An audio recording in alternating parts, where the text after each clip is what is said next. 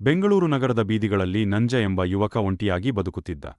ಬಾಲ್ಯದಲ್ಲೇ ತಂದೆ ತಾಯಿಯನ್ನು ಕಳೆದುಕೊಂಡು ಅನಾಥನಾದ ಅವನು ಬದುಕಿಗಾಗಿ ಬೆಳಿಗ್ಗೆ ಫುಡ್ ಡೆಲಿವರಿ ಬಾಯ್ ಆಗಿ ಕೆಲಸ ಮಾಡುತ್ತಿದ್ದ. ಮಳೆ, ಬಿಸಿಲು, ಟ್ರಾಫಿಕ್ ಯಾವುದಕ್ಕೂ ಹೆದರದೆ ತನ್ನ ಬೈಕ್ ಮೇಲೆ ಆಹಾರ ಆದರೆ ಅವನ ಬದುಕಿಗೆ ಇನ್ನೊಂದು ಮುಖವೂ ಇತ್ತು.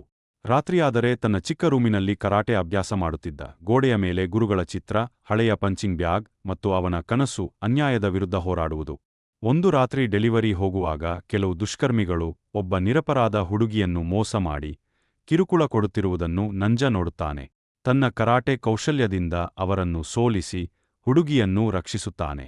ಆ ದಿನದಿಂದ ಬೆಂಗಳೂರು ರಾತ್ರಿ ಅವನಿಗೆ ಬೇರೆ ಅರ್ಥ ಕೊಡುತ್ತದೆ.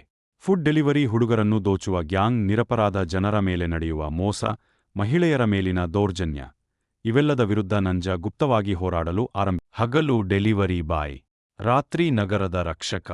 ಜನರು ಅವನನ್ನು ನೈಟ್ ರೈಡರ್ ನಂಜ ಎಂದು ಕರೆಯಲು ಶುರುಮಾಡುತ್ತಾರೆ. ಆದರೆ ನಗರದ ದೊಡ್ಡ ಕ್ರೈಮ್ ಡಾನ್ ನಂಜನ ವಿರುದ್ಧ ಬರುತ್ತಾನೆ. ಕೊನೆಗೆ ಬೆಂಗಳೂರು ಬೀದಿಗಳಲ್ಲೇ ಭಾರೀ ಕರಾಟೆ ಫೈಟ್ ನಡೆಯುತ್ತದೆ. ತನ್ನ ಗುರುಗಳಿಂದ ಕಲಿತ ಕಲೆ, ತನ್ನ ತಾಯಿ ತಂದೆಯ ಕೊನೆಯಲ್ಲಿ ಪೊಲೀಸರು ಅವನನ್ನು ಬಂಧಿಸುವ ಬದಲು ಗೌರವಿಸುತ್ತಾರೆ. ನಂಜ ಹೇಳುವನು, ನಾನು ಹೀರೋ ಅಲ್ಲ. ಅನ್ಯಾಯ ನೋಡಿದ ಪ್ರತಿಯೊಬ್ಬ ಸಾಮಾನ್ಯ ಮನುಷ್ಯ ಹೋರಾಡಿದರೆ ಸಮಾಜವೇ hero. The sinners played preacher, graffiti scriptures on train cars, a steel messenger, cobblestone pathways, souls caught in a shuffle. Every